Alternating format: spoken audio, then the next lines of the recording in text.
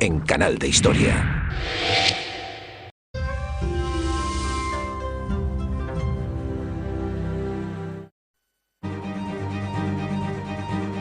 Entre 1750 y 1850 se produjo un cambio en Gran Bretaña que no solo tendría efecto dentro de sus fronteras, sino en todo el mundo. Hubo un tiempo en que la agricultura era la primera actividad económica del país.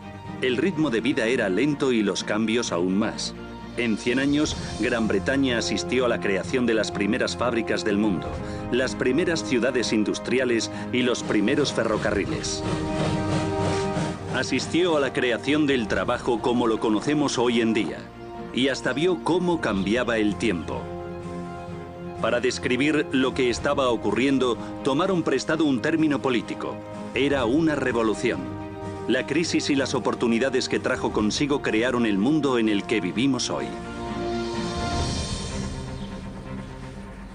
La revolución industrial supuso una nueva organización del trabajo y la utilización de novedosas máquinas, algo a lo que se tuvieron que adaptar los edificios de la época.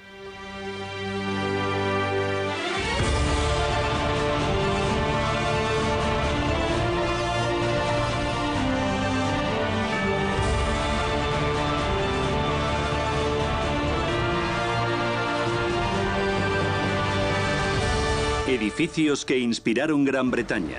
Revolución. La revolución industrial tenía un aspecto, un sonido y un olor nunca vistos. Creó grandes ciudades y grandes barriadas. Niños de 6 años trabajaban hasta 16 horas diarias. El pueblo, envuelto en una espesa capa de hollín y polución, vivía al ritmo que marcaban los relojes de las fábricas. Imaginamos la revolución industrial como una época de mugre, miseria y fábricas terribles, con chimeneas siempre humeantes, pero esa no era su intención.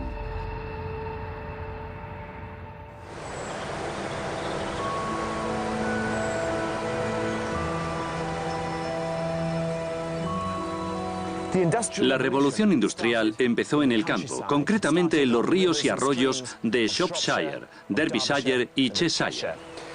Gracias a la fuerza del agua, un solo hombre podía hacer el trabajo de muchos.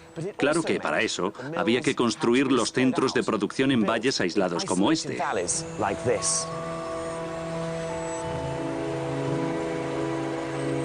La revolución industrial empezó con la tecnología de la Edad Media. Hace siglos que se utilizaban molinos de agua para moler el grano. Lo que cambió en la década de 1750 es que se encontró la manera de utilizar la fuerza del agua para hilar algodón. Entonces comenzó un proceso que ya nunca se detuvo: la mecanización, que multiplicaba el trabajo del hombre. Los nuevos empresarios se peleaban por conseguir una de estas novedosas máquinas.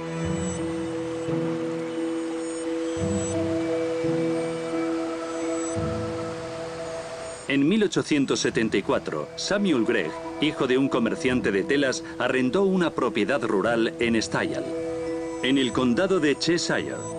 Eligió este lugar por el río, junto al que pretendía construir un edificio revolucionario. Estas fábricas eran algo completamente nuevo, así que los arquitectos que las diseñaron no tenían ningún modelo que seguir. Eso sí, tenían el estilo georgiano, típico de esa época, que es donde se inspiraron. La parte de abajo se parece mucho a las viviendas adosadas georgianas por las puertas y las ventanas, que parecen de guillotina, aunque no lo son.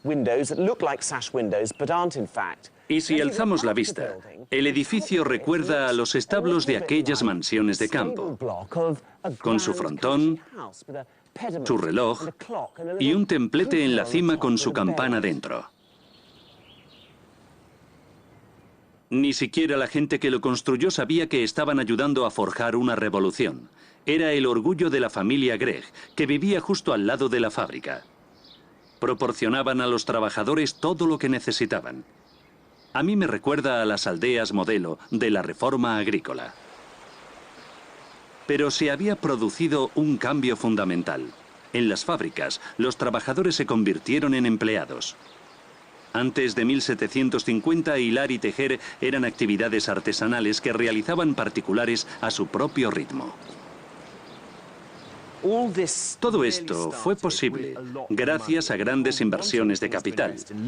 La gente buscaba oportunidades de negocio, como se diría hoy en día. Lo que vemos aquí hoy es un potente centro de producción, pero en la época asumían un riesgo. Esta fábrica salió adelante con éxito, pero hubo otras muchas a finales del siglo XVIII que funcionaron durante 10 o 15 años y tuvieron que cerrar. En cierto sentido, lo más novedoso de la revolución industrial fue la organización del trabajo. Si un comerciante construye una fábrica es para controlar todo el proceso de producción. Y para los jornaleros de Cheshire, trabajar en una fábrica era una gran oportunidad. Aunque les pagaban por pieza, tenían trabajo regular 6 días a la semana durante todo el año y les daban comidas. No tenían nada que ver con lo que ocurría en el mundo agrícola.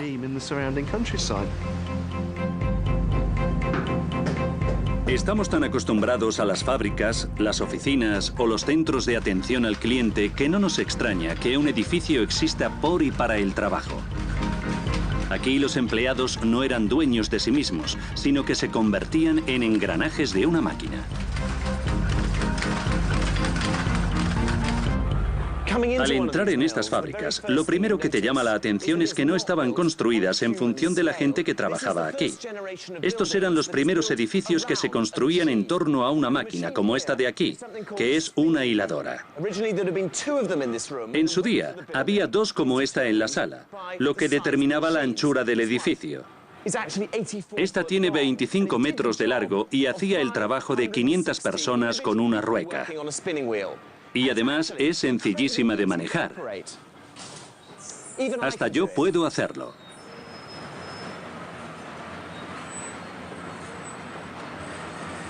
Un hombre y 2 niños eran suficientes para hacerla funcionar.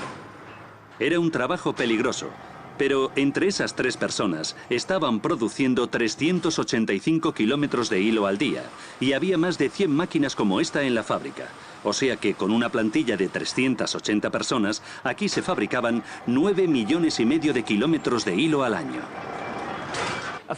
La idea de un pueblo industrial era algo totalmente nuevo.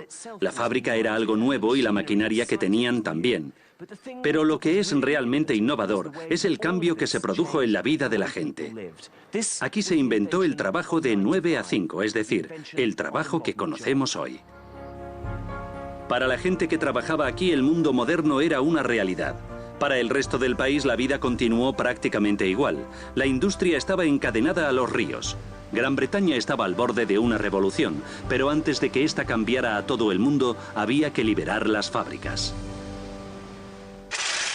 El idilio rural de las primeras fábricas desapareció con la llegada del vapor. Ahora los empresarios podían construir donde les viniera en gana porque ya no necesitaban ríos, sino carbón.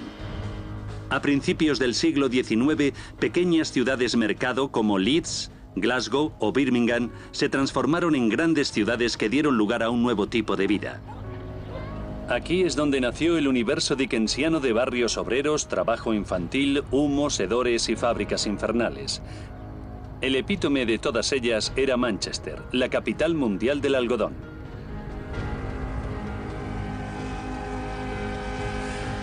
El 30 de agosto de 1832, una joven del barrio de Chelsea se casó con un ministro de la Iglesia Unitaria y se fue a vivir a Manchester.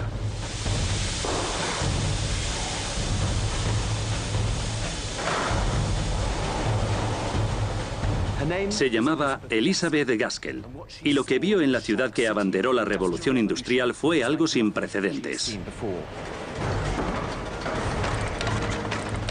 Las novelas de Elizabeth Gaskell abrían a sus lectores a un nuevo mundo lleno de fábricas gigantescas, en el que el ruido de las máquinas de vapor inundaba las calles y las ganancias aumentaban como la espuma.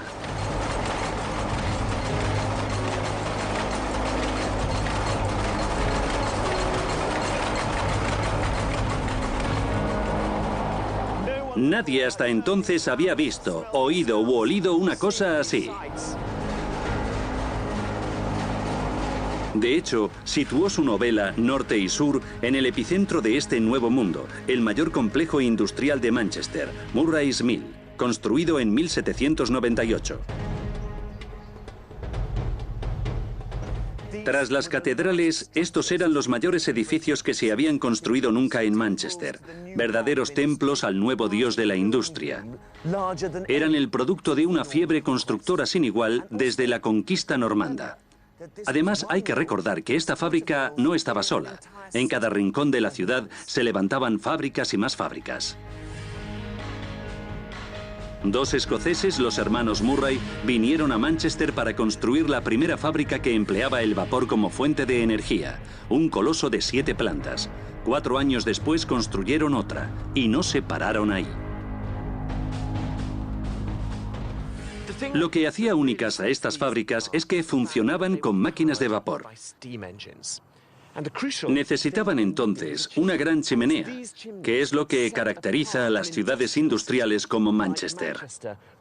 Si las ciudades históricas inglesas se reconocen por los pináculos de sus catedrales, este era el símbolo de la revolución industrial. El vapor suponía una gran ventaja, ¿no? Antes, las fábricas dependían de la fuerza del agua, pero con la llegada del vapor surgieron nuevas oportunidades de colaboración. Podían compartir la infraestructura o la mano de obra, y eso es lo que define al mundo moderno. Está claro cómo eran las fábricas de la época, pero no me imagino cómo sería esto en la época victoriana funcionando a pleno rendimiento. Era un auténtico sistema de producción, desde que se descargaba la materia prima de los barcos que venía de América, hasta que llegaba aquí donde se convertía en hilo.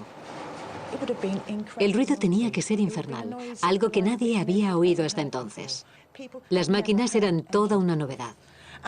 La verdad es que debía ser imposible oírse hablar.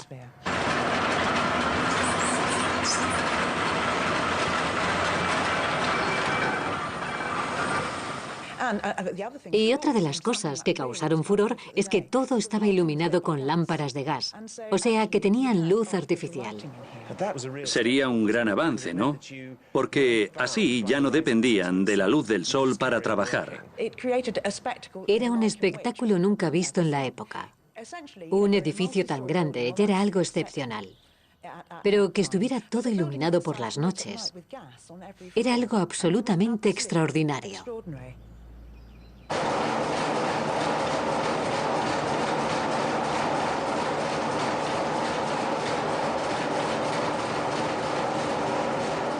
¿Y qué le parecía a la gente? Llegaron en masa a la ciudad. Venir a Manchester era una maravilla, porque en las fábricas había trabajo para toda la familia. Y era verdad. Vino gente de todo el país, y lo que hacían era dejar a los niños pequeños en casa, con la familia, y venir a trabajar con los mayores, porque había trabajo para todos. Cada día a las 6 de la mañana se cerraba la verja de la fábrica. Quien no estuviese allí se quedaba sin trabajar. Aquí respetar los horarios era tan importante como en un monasterio medieval. En el interior hay 2 escaleras distintas, una para la dirección y la otra para los empleados. Una ciudad industrial era básicamente capitalista. Los trabajadores eran una materia prima más por la que pujar. Sus necesidades no se tenían en cuenta. Lo único que interesaba era ganar dinero. Para eso habían venido los empresarios a Manchester. Lo primero que se construyó aquí fue esto, el canal. Lo hizo el duque de Bridgewater, tras descubrir que sus propiedades de Worsley eran ricas en mineral. Necesitaba traer el carbón a Manchester y por eso mandó construir el canal que hoy lleva su nombre, Bridgewater.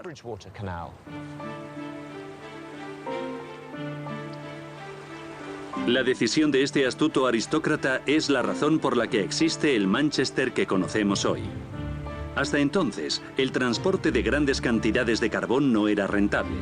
El coste del desplazamiento hacía que perdiera mucho valor. Los canales cambiaron esa situación. El carbón se abarató y podía transportarse por agua hasta las mismas fábricas. Al otro lado del canal estaba Liverpool y los barcos que transportarían las telas de Manchester a todo el mundo. En 1900, Manchester tenía más canales que Venecia. Pero la revolución de los transportes no terminó con los canales. Tras esta sobria fachada georgiana se encuentra la otra maravilla que trajo el vapor: el ferrocarril. Estamos en la línea Manchester-Oxford, construida en 1830. Esta es la primera estación de trenes de pasajeros del mundo.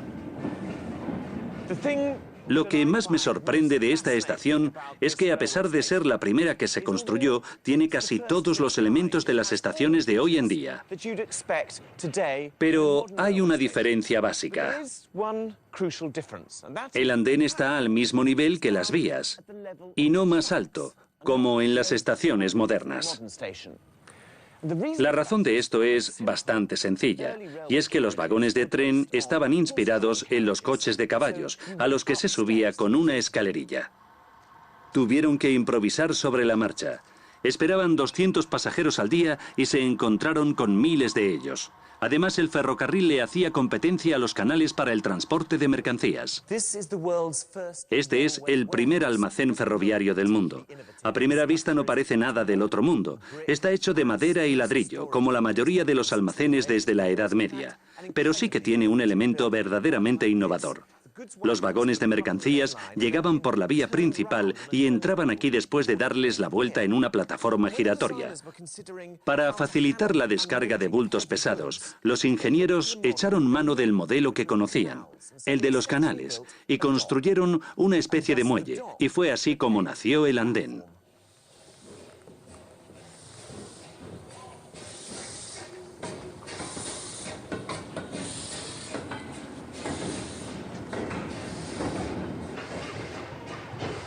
En solo una década el ferrocarril se extendió por toda Gran Bretaña, uniendo pueblos y ciudades y haciendo posible un mercado nacional para los productos de la industria. Stephen Parisian ha viajado de Londres a Bristol por la mayor línea de ferrocarril de la época victoriana. He venido a ver el mayor edificio de los que visitaremos. Fue concebido por uno de los mayores ingenieros del siglo XIX, y quizá de la historia, Isambard Kingdom Brunel. Y no me refiero a la estación de Paddington, donde me encuentro ahora, sino a la gran línea de ferrocarril del oeste que podríamos considerar como una sola construcción de 150 kilómetros de largo. Con este ferrocarril, los comerciantes de Bristol pretendían que su ciudad se convirtiese en el puerto principal para los barcos que iban a América. La gente podía tomar el tren en Paddington para ir a Bristol, donde montarían en uno de los barcos de vapor del propio Brunel, que los conduciría hasta Nueva York. ¿Cómo era la estación en la época de Brunel? Muy diferente a ahora. En esta zona central estaban los trenes. La estación tenía dos zonas separadas, una para las salidas, por allí, y otra para las llegadas, por allá, como en los aeropuertos. La estación estaba diseñada pensando en una rica familia victoriana que se dirige a su casa de campo en el oeste de Inglaterra. El cochero los dejaría directamente en la sala de espera. Un criado iría a buscar los billetes al vestíbulo. Los caballos viajarían en un compartimento especial y las maletas irían en el vagón del equipaje. O sea que es un edificio eminentemente práctico, pero entonces, ¿para qué gastar dinero en detalles puramente decorativos? Es irónico, porque esto es lo que Brunel quería, pero sus directores no estaban de acuerdo. Podría parecer que esto se hizo para satisfacer el capricho de los directores de la estación o de las clases altas, pero nada de eso. Ellos querían una estación lo más barata y simple posible, pero Brunel se permitió ciertas cosas. Me alegro de que se saliera con la suya. Desde luego. Cuando empezó a construir la línea de ferrocarril del oeste en 1834, Brunel solo había viajado en tren una vez, pero estaba seguro de que podía construir algo mejor.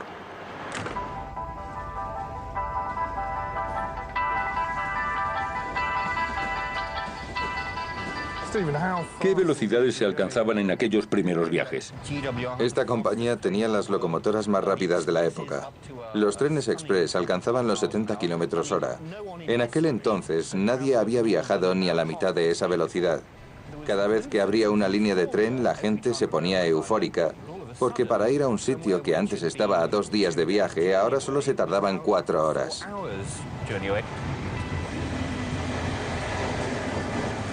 ¿Y cómo eran de cómodos? ¿Los asientos eran parecidos a estos? Si viajabas en primera clase, ibas comodísimo. asientos de terciopelo rojo, ventanas de cristal. Los criados o los comerciantes viajaban en segunda, donde no había cristal en las ventanas y los asientos eran de madera maciza. Y si eras un trabajador, la compañía ni siquiera consideraba que pudieras viajar con ellos. Así que era un transporte muy elitista. Sí, mucho. Sin embargo, los vagones de mercancías podían llevar pasajeros cuando viajaban por la noche, aunque no fue una medida muy popular. Gladstone, que era el presidente de la Cámara de Comercio, introdujo una ley para obligar a las compañías a ofrecer al menos un servicio diario entre todas las estaciones a un precio de un penique la milla. Le llamaban los trenes parlamentarios. El ferrocarril transformó la sociedad de una manera que ni ellos mismos habían anticipado. Por ejemplo, nunca imaginaron que el tren nos llevaría a trabajar ni que nadie que no fuera rico lo cogería para ir de vacaciones. No llevaban decenas de miles de personas al año, llevaban millones. Esto es lo que hace la línea del oeste tan especial para mí. Swindon. Aquí es donde te das cuenta de que se trataba de un solo ente. Swindon era el cerebro de la línea ferroviaria del oeste. Aquí transformaban la materia prima en todo lo que hiciera falta. Este es un edificio fantástico. ¿Para qué se empleaba? Aquí era donde se montaban las locomotoras y donde se fabricaba todo lo que circulaba sobre las vías. Vagones de pasajeros, vagonetas, vagones de mercancías. En torno a 1900, tenían 20.000 empleados. El pueblo que está aquí al lado existe gracias a esta empresa. El ferrocarril del oeste era una línea autosuficiente. Tenía trabajadores con conocimientos de lo más particular, como comprobar el estado de las ruedas a oído o saber cambiar las agujas.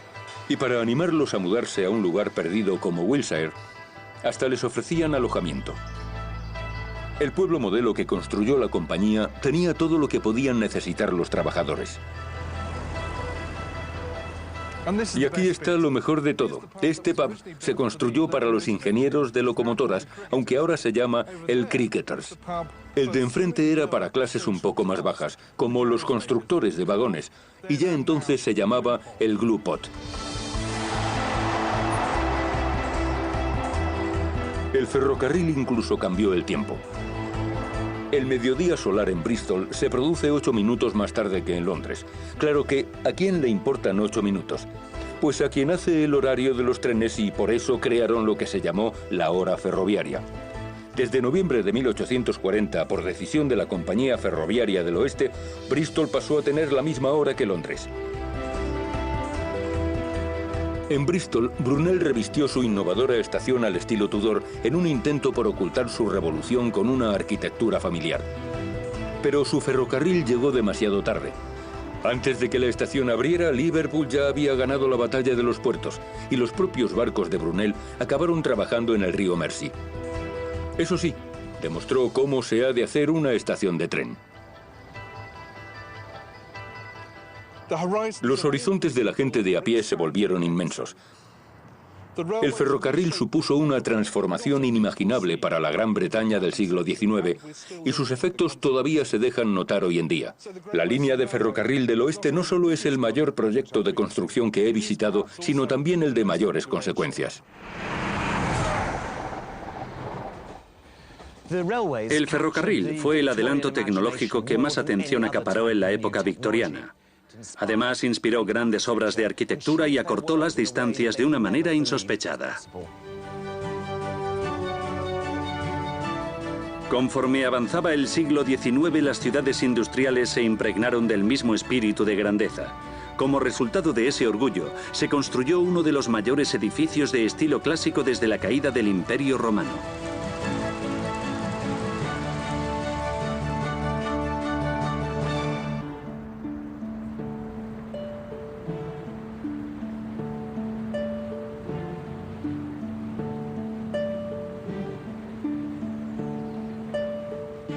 Estamos en 1830. Liverpool estaba a la cabeza de las ciudades emergentes en tamaño y prosperidad. Era una ciudad burguesa y a mucha honra. Lo que le faltaba por demostrar, como a otros centros industriales del norte de Gran Bretaña, es que no solo sabía de dinero, sino que también era un lugar de cultura.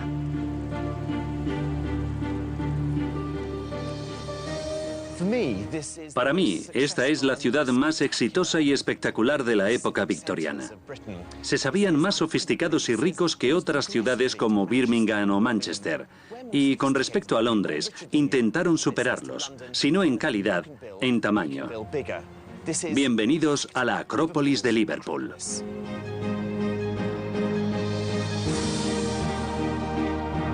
Se decidió que la ciudad necesitaba renovar su auditorio y su palacio de justicia, y lo que construyeron fue un edificio clásico de los que no se veían desde la antigüedad, el St. George's Hall. Tras una fachada que miraba al pasado se escondía una tecnología que pertenecía al futuro.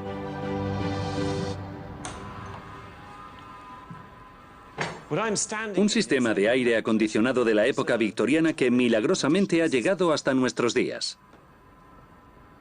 Se trata de un ingenio de dimensiones gigantescas. A lo largo de 2 plantas subterráneas del edificio se extienden cientos y cientos de metros de conductos del tamaño de un pasillo. Bajo mis pies hay máquinas de vapor destinadas a mover masas de aire frío y caliente. Para que el aire entrara en estos conductos de ventilación, un operario abría tapas como esta. Y por aquí, el aire se distribuía hasta las estancias superiores.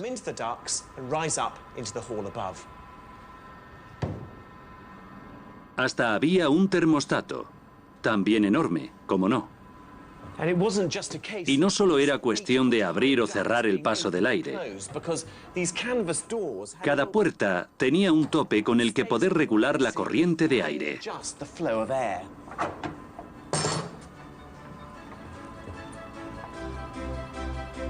Claro que estando en Liverpool, seguro que lo usaban más a menudo para calentar las salas. Es un ejemplo más de la doble personalidad de este edificio y de los comerciantes que lo construyeron, porque arriba, lo que veía el público era la antítesis de la modernidad.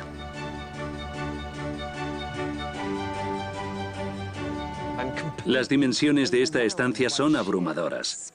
Está inspirada en las termas de Caracalla, en la antigua Roma, y su factura es digna de la original.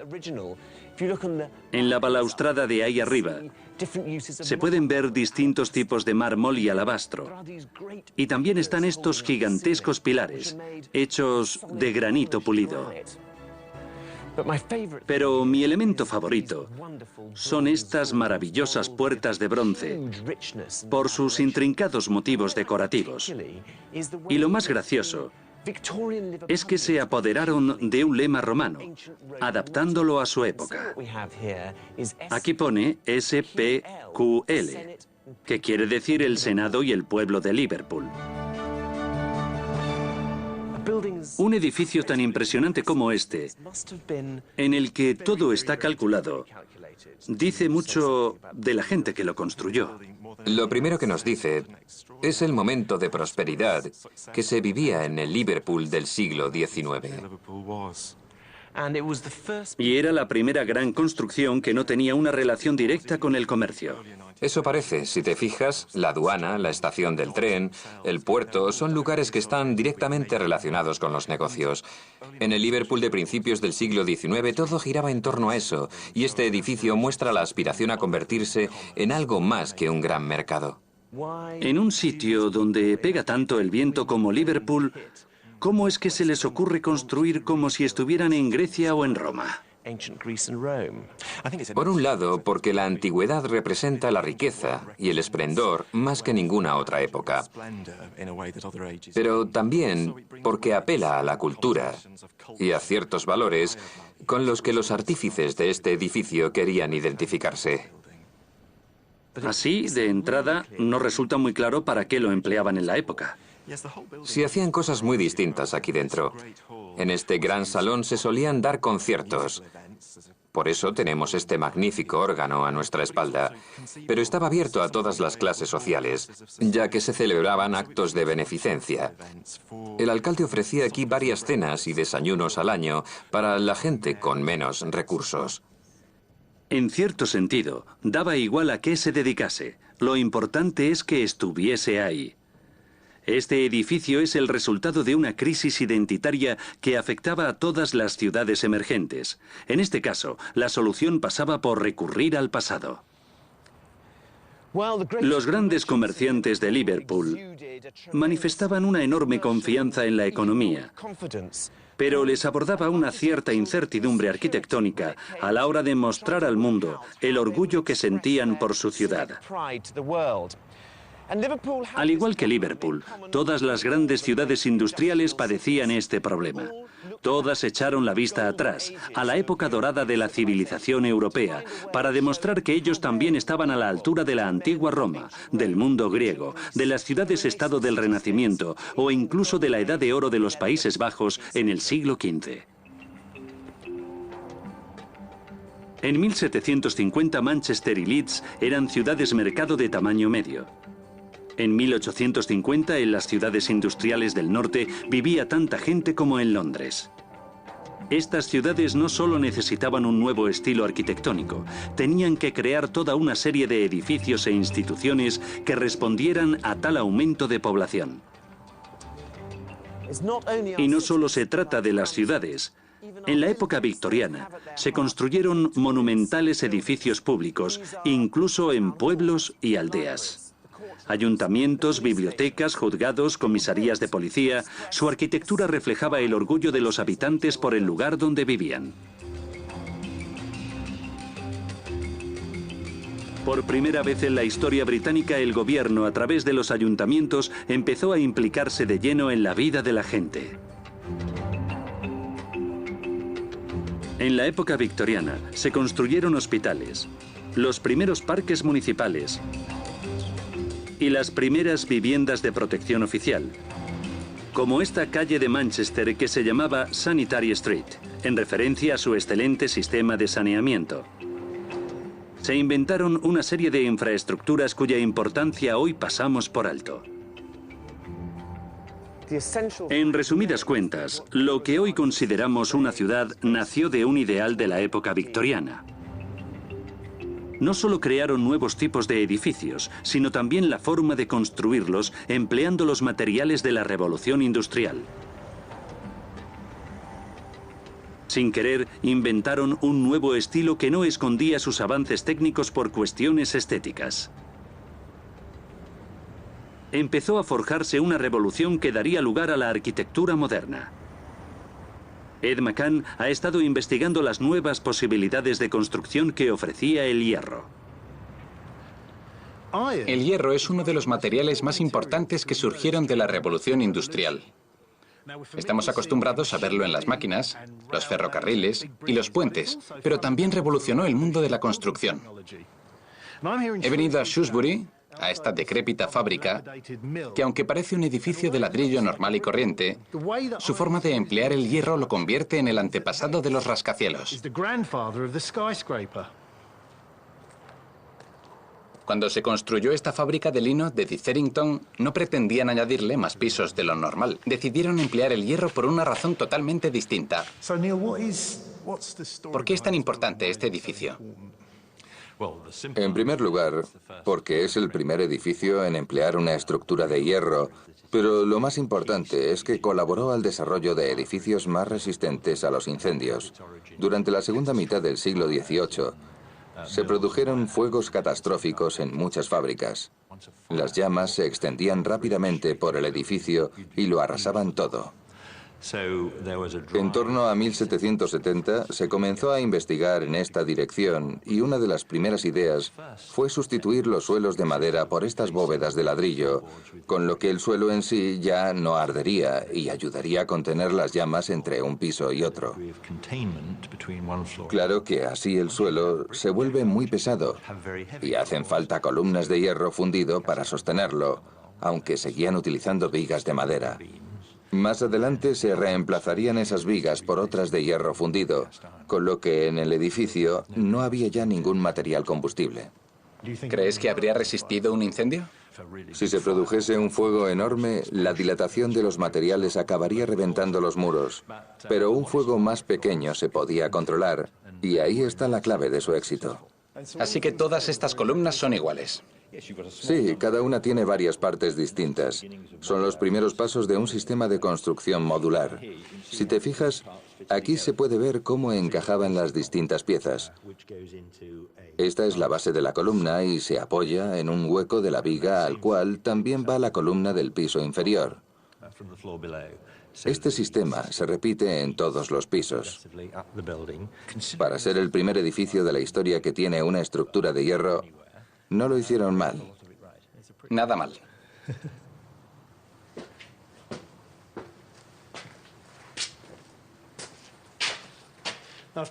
Estoy justo debajo del tejado para ver de cerca un detalle que me parece muy importante. Esto no es como una junta de hoy en día.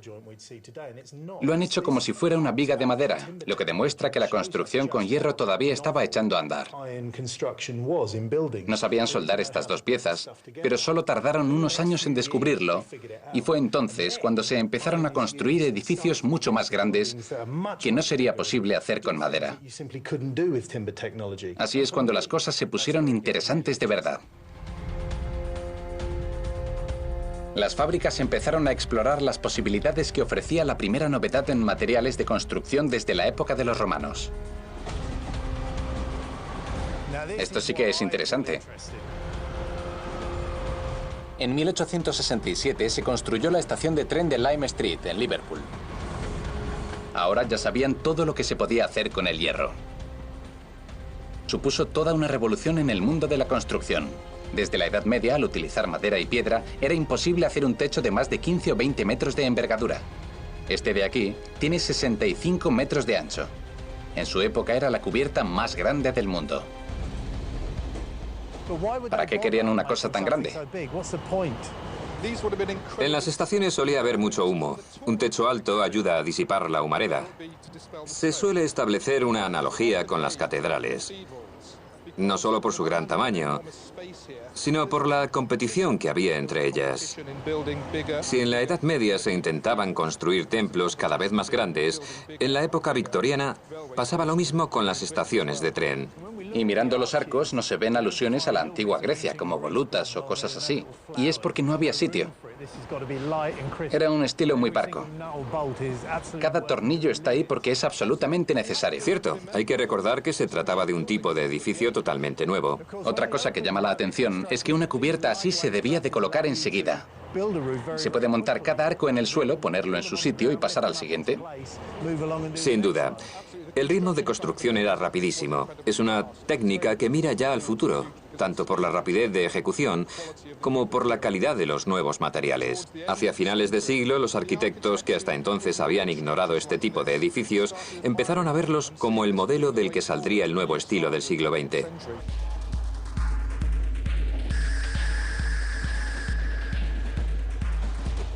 Tres años antes de que se construyera esta estación, un arquitecto de Liverpool construyó un edificio que hoy consideraríamos plenamente moderno.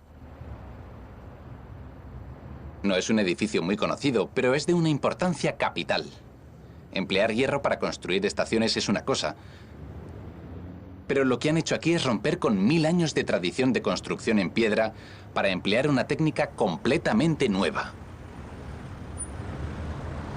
A este edificio de aquí le falta muy poco para ser un rascacielos. Una fábrica de lino tenía una estructura interna de hierro, pero los muros seguían siendo de ladrillo. Este edificio ha ido un paso más allá. En la fachada, esas columnas de piedra esconden, en realidad, columnas de hierro. La piedra solo sirve para embellecer. El hierro es lo que soporta el peso. Y eso es un gran cambio. Si construyéramos un edificio de 11 plantas de piedra, la pared tendría más de 2 metros en la base y no habría espacio para las ventanas. Las columnas de hierro, de apenas unos centímetros de grosor, te permiten levantar varios pisos al tiempo que dejan espacio para las ventanas. Así están hechos los rascacielos. Gracias a esta estructura podríamos seguir añadiendo pisos. Esto es un rascacielos y se inventó en Gran Bretaña. La necesidad de inventar, experimentar y mejorar se adueñó del mundo del trabajo. El extraordinario éxito económico de la revolución industrial acarreó grandes mejoras, pero también tuvo consecuencias negativas.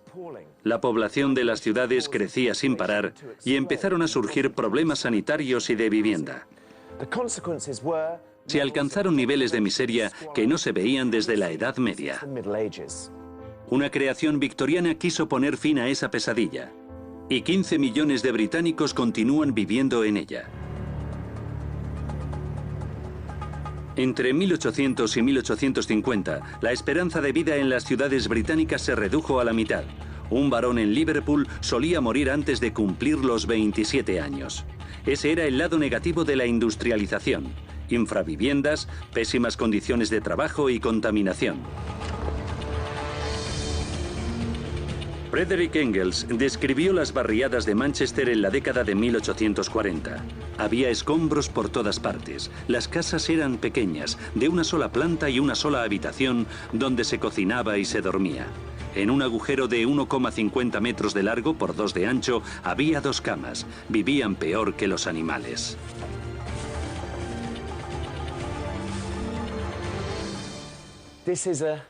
Este es un sótano que ha permanecido cerrado desde hace unos 150 años. No se sabe si este en concreto estuvo habitado durante la Revolución Industrial, pero familias enteras vivían en espacios como este.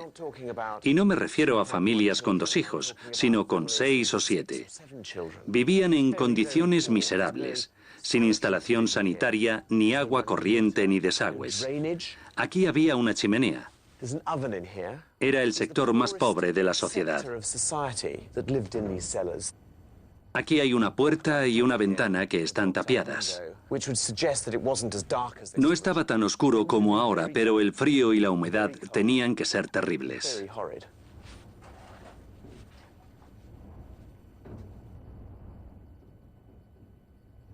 Sitios como este también forman parte de los edificios que inspiraron Gran Bretaña.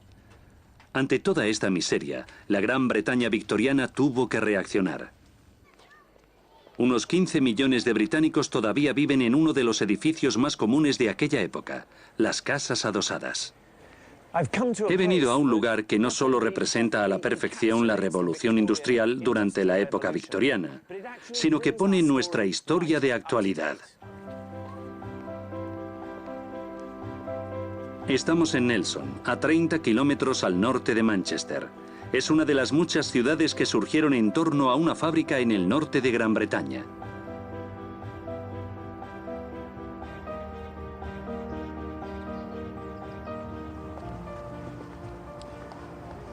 Así que la existencia de esta ciudad y toda su riqueza se debe a la industria textil. Sí, y lo más sorprendente es que hace 150 años esto era una zona rural.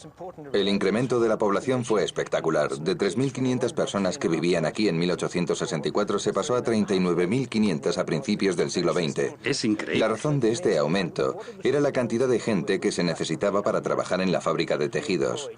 Para tejer se necesitaban 5 veces más empleados que para hilar. En 1864 se reunió un comité formado por 10 adinerados empresarios locales para mejorar la calidad de vida de sus trabajadores. Ellos decidieron el diseño de las calles en forma de cuadrícula y que tuvieran una anchura adecuada. Hicieron hincapié en la instalación de servicios de saneamiento, de agua corriente, la recogida de desperdicios y de cenizas y la instalación de alumbrado público.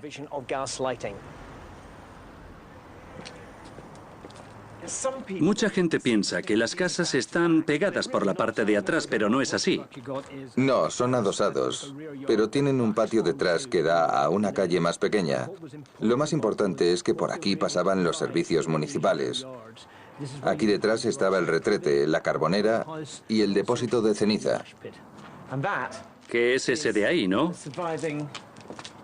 ¿O es el de abajo? Las dos puertas daban al depósito de ceniza, pero servían para cosas distintas. La de arriba era por donde la señora de la casa echaba las cenizas. La puerta tenía dos bisagras aquí y se enganchaba al otro lado. Después, por la noche, venía el servicio de recogida con un carro, por eso tenía que ser ancha la calle.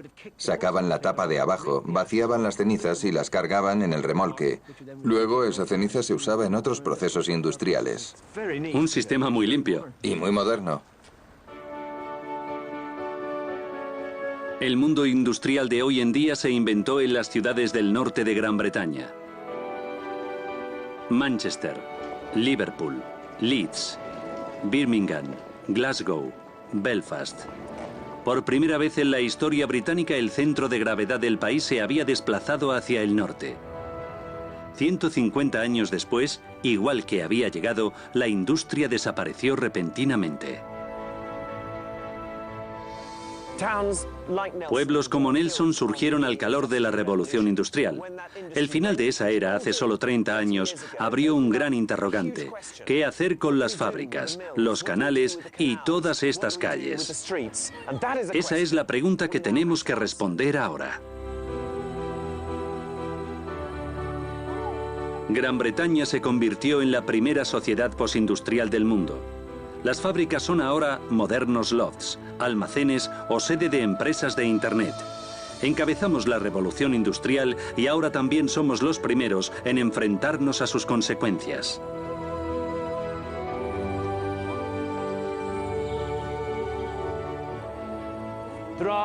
Algunos acontecimientos de nuestra historia tuvieron una repercusión global. El más importante de ellos es, sin duda, la revolución industrial. No solo cambió nuestra manera de vivir y pensar, sino que creó toda una serie de nuevos edificios. Almacenes, fábricas, estaciones de tren, son construcciones que inspiraron Gran Bretaña y transformaron el mundo entero.